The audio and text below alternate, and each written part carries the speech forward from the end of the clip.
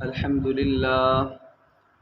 للہ وکفا والصلاة والسلام علی من لا نبی بعد اما بعد فاعوذ باللہ من الشیطان الرجیم بسم اللہ الرحمن الرحیم وإسماعیل وإدریس وذا الکفل کل من الصابرین وَأَدْخَلْنَاهُمْ فِي رَحْمَتِنَا إِنَّهُمْ مِنَ الصَّالِحِينَ صدق اللہ العظیم۔ میرے معزز سامعین و ناظرین اکرام، آج 24 اگست 2023 کے درس قرآن میں نے آپ کے سامنے سورۃ الانبیاء کی آیت نمبر 85 اور 86 تلاوت کرنے کی سعادت حاصل کی ہے۔ یہ سورۃ الانبیاء ہے، اس میں اللہ رب العزت نے بہت سارے انبیاء کرام علیہم السلام کے واقعات کو بیان کیا ہے۔ گزشتہ دروس میں ہم نے حضرت داؤد علیہ السلام کا واقعہ، حضرت سلیمان علیہ السلام کا واقعہ، حضرت ایوب علیہ السلام کا واقعہ پڑھا تھا اور سنا تھا۔ آج جو آیات تلاوت کی ہیں ان میں اللہ تعالیٰ 3 نبیوں کا ذکر فرماتے ہیں۔ کتنے نبیوں کا ذکر فرماتے ہیں؟ 3 نبیوں کا۔ ایک حضرت اسماعیل علیہ السلام، دوسرے حضرت ادریس علیہ السلام، اور تیسرے ذا الکفل۔ تو حضرت اسماعیل اور حضرت ادریس علیہ السلام یہ تو پکے ان کے بارے میں یہ رائے ہے کہ اللہ تعالیٰ کے نبیوں میں سے تھے، اور سورہ مریم کے اندر اللہ رب العزت نے ان کا واقعہ ذکر فرمایا ہے، گزرا ہے، باقی جگہوں پر بھی آتا ہے۔ لیکن جو یہ حضرت کفل ہیں، ذوالکفل، یہ ایسے، پہلے تو یہ ہے ان کے بارے میں اکثر تو رائے یہی ہے کہ یہ بھی اللہ تعالیٰ کے نبی تھے۔ علامہ ابن کثیر رحمۃ اللہ علیہ نے اس کے بارے میں یہی رائے دی ہے۔ لیکن بعض کا قول یہ بھی ہے کہ اللہ تعالیٰ کے نبی نہیں تھے، بلکہ اللہ تعالیٰ کے ایک نبی تھے الیسع علیہ السلام، یہ ان کے خلیفہ تھے۔ اور یہ ایسے پیغمبر ہیں ذوالکفل کہ پورے قرآن پاک میں صرف ان کا نام ہے 2 دفعہ، واقعہ کوئی اللہ تعالیٰ نے ان کے متعلق بیان نہیں فرمایا، نہ ان کی قوم کا نہ ان کا کوئی واقعہ ذکر نہیں فرمایا۔ اسی طرح الیسع بھی جو اللہ تعالیٰ کے نبی، ان کا بھی نام ہے صرف 2 دفعہ قرآن پاک، ان کا بھی کوئی واقعہ ان کی قوم کا یا ان کا اللہ تعالیٰ نے ذکر نہیں فرمایا۔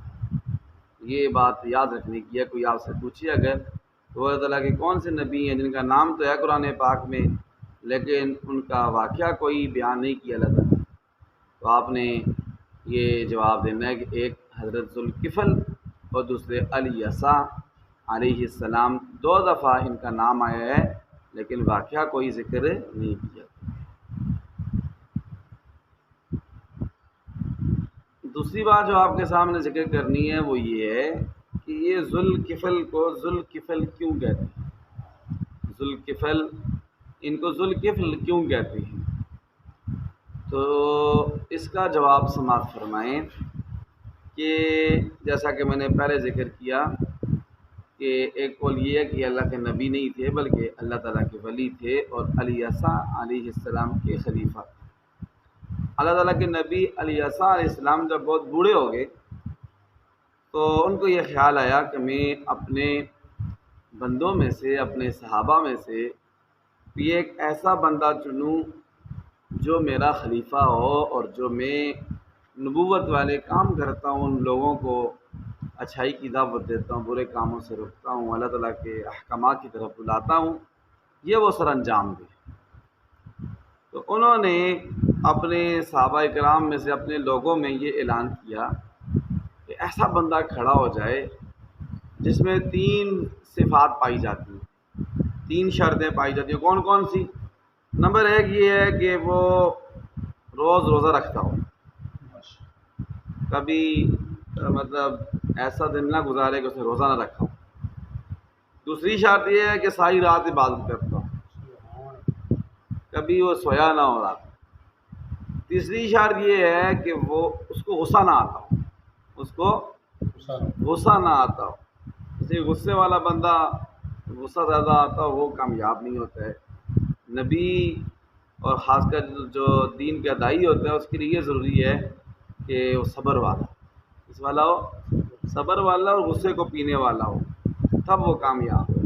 چھوٹی چھوٹی باتوں پر غصہ آ جائے تو پھر وہ کیا دعوت دے گا، اس پہ لڑائی ہی کرتا رہے گا۔ تو اس لیے فرمایا کہ یہ 3 شرطیں جس میں پائی جاتی ہیں وہ کھڑا ہو جائے۔ ایک بندہ کھڑا ہو گیا اور لوگ اسے کوئی اچھا نہیں سمجھتے تھے، غریب مسکین دیکھنے میں لوگ اس کو حقیر سمجھتے، کہتے یہ کیا۔ لوگوں نے کہا جی یہ کیسے، مطلب اس میں یہ شرطیں پائی جاتی ہیں۔ تو حضرت یسیٰ علیہ السلام رک کے اس کو اپنا خلیفہ نہیں بنا۔ ایک دفعہ پھر ایسی محفل لگی ہوئی تھی، مجمع لگا ہوا تھا، تو انہوں نے پھر پوچھا، یہ پھر کھڑے ہو، اور کوئی بھی نہیں کھڑا ہوا، یہ اکیلے کھڑے ہو۔ یہ پھر کھڑے ہو گئے تو انہوں نے پھر وہی 3 شرطیں رکھی، نے کہا جی مجھ میں پائی جاتی ہیں 3 شرطیں جو آپ کہہ رہے ہیں کہ میں کبھی روزہ نہیں کھاتا، ہمیشہ روزے سے ہوتا، رات کو ہمیشہ میں عبادت میں گزارتا، اور مجھے غصہ بھی نہیں آتا۔ جب یہ کھڑے ہو گئے تو انہوں نے اپنا ان کو خلیفہ بنا دیا۔ خلیفہ بنایا تو شیطان کو یہ بات ہضم نہیں ہوئی۔ اس نے کہا جی پہلے یسیٰ علیہ السلام خود دین کی تبلیغ کرتے تھے، دین کا کام کرتے تھے، وہ اللہ تعالیٰ کے نبی تھے، وہ بوڑھے ہو گئے ہیں، تو اب ایک اور بندے کو اپنا خلیفہ بنا رہے ہیں، اب وہ یہ کام کرے گا، لوگوں کو جنت کی طرف لے کر جانے والے، میرا تو بیڑا غرق ہو جائے گا۔ شیطان نے سوچا، اس نے ایسا کیا کہ اس نے یہ کیا، وہ یہ چاہتا تھا کہ جو ذوالکفل میں شرطیں پائی جاتی ہیں نا، ان شرطوں میں سے کوئی ایک شرط اس سے ختم کر دے تاکہ ان کا خلیفہ نہ بن سکے اور سے اپنی خلافت واپس لے لیں۔ شیطان نے ایسے کیا کہ اپنے شتونگڑوں کو جمع کیا، باقی چھوٹے شیطانوں کو، انہیں کہا جی کہ تم تھوڑا کوشش کرو تو اس بندے کو نا سیدھے راستے سے ہٹاؤ۔ انہوں نے اس کے آگے ہاتھ جوڑ دیے، شتونگڑوں نے، چھوٹوں نے کہا جی یہ ہمارے بس کا نہیں ہے، یہ ہماری چال میں نہیں پھنستے۔ شیطان نے کہا تم اگر نہیں کر سکتے یہ کام تو یہ کام پھر میں خود کروں۔ بڑے شیطان ابلیس نے کہا کہ میں یہ خود کروں گا کہ ذوالکفل میں جو 3 شرطیں پائی جاتی ہیں ان شرطوں میں سے کوئی شرط اس سے میں ختم کر دوں۔ تو یہ رات ساری تو سوتے نہیں تھے، دن کے ٹائم سوتے تھے۔ دن کے سونے کو کیا کہتے ہیں عربی میں؟ کیلولا کہتے ہیں۔ کیا کہتے ہیں جی؟ کیلولا۔ ایک دن کے کھانے کے بعد تھوڑا سا آرام کرنا، اس کو کیلولا کہتے ہیں، اور یہ سنت ہے۔ اور یہ جو بندہ اس پر عمل کرتا ہے تو وہ سارا دن، اس کا باقی دن بھی اس کا فریش ہو جاتا ہے، وہ زیادہ کام سر انجام دے سکتا ہے۔ بلکہ اس پر اس بندے کی صبح سے لے کر سارا چلتا ہی رہے وہ تو تھک جائے گا۔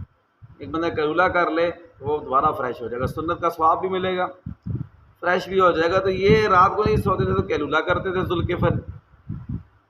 کیلولا کرنے کے لیے جو ہی لیٹے، دروازے پر ایک بندہ ہے، ڈس ڈس ڈس زور دستک دی، زور سے دستک دی، ان کی آنکھ کھل گئی۔ انہوں نے اندر سے پوچھا کون؟ کہ بوڑھا آدمی ہوں، مظلوم ہوں، فلاں بندے نے نا میرے اوپر ظلم کر دیا، تو آپ ایسا کریں کہ میرا حق دلوائیں اس سے۔ انہوں نے کہا ایسے کرنا، میں ابھی آرام کا ٹائم ہے، جب میں باہر آؤں گا تو وہ عدالت اپنی لگاؤں گا، بیٹھوں گا فیصلے کرنے کے لیے، تو میرے پاس آ جانا، میں تمہارا حق دلوا دوں گا، جیسے تمہارے اوپر ظلم کیا اسے تمہارا حق دلوا دوں۔ اس وقت تو وہ چلا گیا نیند خراب کر کے۔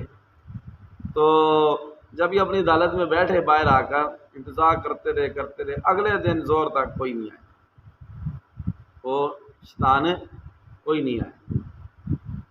اگلے دن پھر جو ہی آرام کرنے لگے، لیٹے کیلولے کے لیے، رات ساری بھی جاگتے رہے۔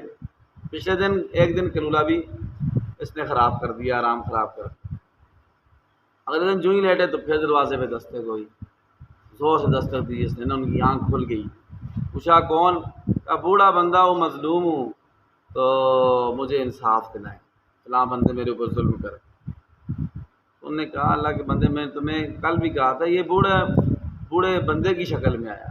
شیطان کو اللہ تعالیٰ نے جن جو ہے جن اس کو اللہ تعالیٰ نے یہ صلاحیت دی ہوئی ہے کہ یہ شکل تبدیل کر سکتا ہے، فرشتہ بھی تبدیل کر سکتا ہے، اور جن جو ہے وہ سوراخ میں سے بھی اندر آ سکتے ہیں، چھوٹے سے سوراخ اور خاندان میں سے بھی اندر آ سکتے ہیں، اور شکل بھی تبدیل کر سکتے ہیں، انسانی شکل بھی اختیار کر سکتے ہیں، باقی شکلیں بھی، جن کی شکل بھی اختیار نہیں، سانپ کی شکل بھی اختیار کر سکتے ہیں۔ تو خیر، فرقہ میں تمہیں کل کہا تھا کہ تو آنا جب میں عدالت میں بیٹھوں گا، تو تو آیا کوئی نہیں ہے، ابھی آرام کا ٹائم ہے، تم نے آرام تو خراب کر دیا، لیکن ابھی فیصلہ نہیں ہوگا، جب میں عدالت میں بیٹھوں گا فیصلے تو عدالت میں ہوتے ہیں، تو کل دوبارہ آنا، آج دوبارہ آ جانا۔ پھر یہ جب باہر نکلے فیصلہ کرنے کے لیے بیٹھے اپنی عدالت میں، تو اگلے زور تک انتظار کرتے رہے، بندہ کوئی نہیں آیا۔ پھر اگلے دن پھر جب آرام کا ٹائم ہوا کہ لولے کا نیند کا زور کا غلبہ تھا، یہ تو انسان غلبہ تھا نیند کا، 2 راتیں بھی نہیں سوئے اور 2 دن کے جو کیلولا کرتے وہ بھی نہیں آرام۔ اگلے دن گھر والوں کو بولا انہوں نے سونے سے پہلے دروازے کا خیال کرنا ہے، دروازے پہ کوئی بندہ دستک نہ دے، دروازے پہ کوئی بندہ دستک نہ دے، دروازے کا خیال کر۔ 2 دن ہو گیا میں رات کو سویا ہوں نہ دن کو آرام کیا۔ گھر والوں نے اپنی ڈیوٹی پوری کی، کوئی آیا بوڑھا بندہ تو انہوں نے روک دیا، انہوں نے کہا جی ادھر سے اجازت نہیں ہے دستک دینے کی۔ اس نے ایسا وہ بھی شیطان نے شکل تبدیل کی، اور جو روشن دان تھا روشن دان میں داخل ہو کے اندر پہنچ گیا، اندر جا کے دروازے کو نا اندر والی طرف سے دستک دی اس نے، وہ اندر آرام کر رہے تھے، ذوالکفل آرام کر رہے تھے، تو اندر والی طرف سے جا کے درس زور سے دروازہ اس نے دستک دیا۔ تو ان کی جب آنکھ کھلی تو دیکھا بندہ اندر ہے، دروازہ بند ہے، یہ کیا چکر ہے، یہ اندر کیسے آ گیا؟ پھر وہ سمجھ گئے کہ لازمی جو ہے وہ یہ انسان نہیں ہے، یہ انسان تو آتا دروازہ کھول کے آتا ہے یا کھڑکی توڑ کے آتا ہے، کس طرح آتا ہے، باہر میرے گھر والے بھی ہیں خیال بھی کر رہے ہیں، یہ اندر کیسے پہنچا؟ انہوں نے سمجھ لیا کہ یہ انسان نہیں بلکہ یہ کیا ہے جی، شیطان ہے۔ انہوں نے کہا اچھا تو بتا تو کدھر آیا ہے، تیسرا دن ہو گیا ہے۔ اس نے کہا جی میں مسلسل تیسرا دن ہے نا آپ کا آرام خراب کرنا چاہتا ہوں، غصہ دلانے خراب اس لیے کر رہا ہوں کہ آپ کو غصہ دلانے کے لیے۔